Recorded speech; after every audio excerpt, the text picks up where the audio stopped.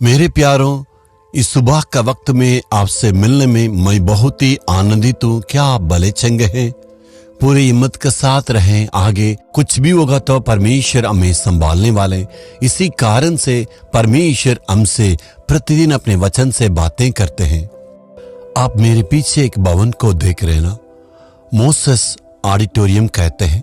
परमेश्वर के भवन के नीचे इस मोसेस ऑडिटोरियम को बनाने के लिए परमेश्वर ने आज्ञा दिया, हम उसको बनाए हैं।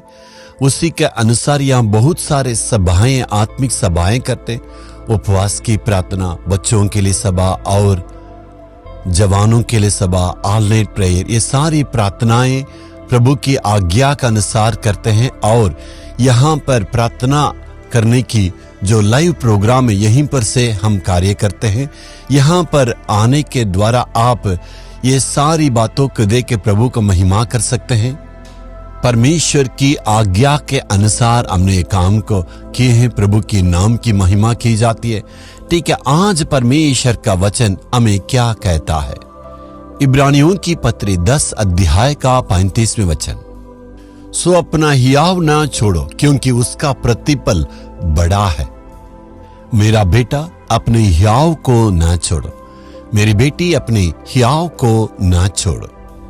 लोग ऐसे हमेशा कहा करते, तुम्हें इतना हिम्मत कैसे आ गया?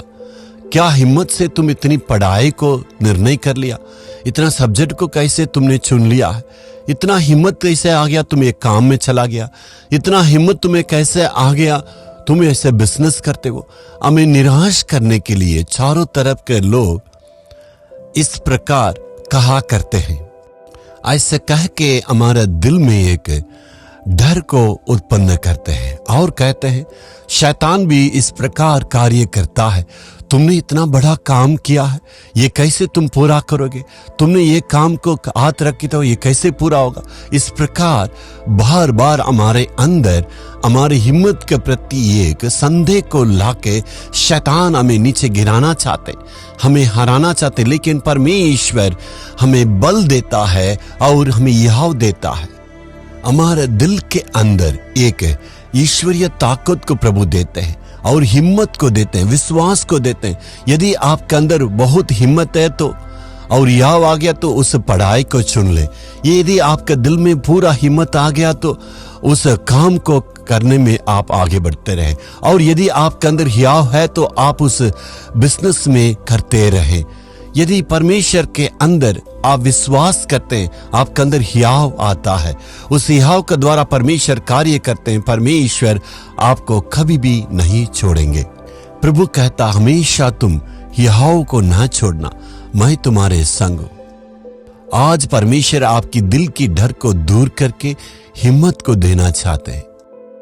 आप डरने से शैतान के लिए जगह देते हैं, इसलिए डरने की परिस्थिति को शैतान हमेशा आपका जीवन में लाने के लिए कोशिश करेगा।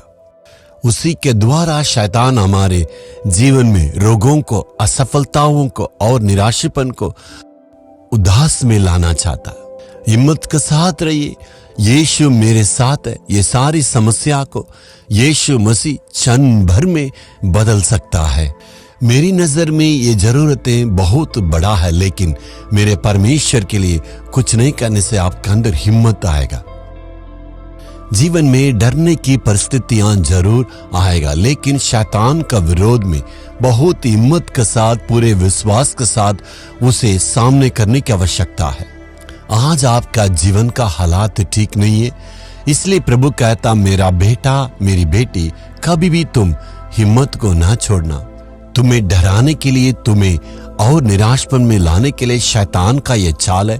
इसलिए यीशु मसीह के नाम से उस शैतान को सामना करके कहो, ए शैतान, तुम मुझे कुछ नहीं कर सकता, मेरे साथ में यीशु है। ऐसे कहने से आप जरूर आशीष पाएंगे, सारे काम में जरूर सफलता पाएंगे। ये प्रभु की वादा है।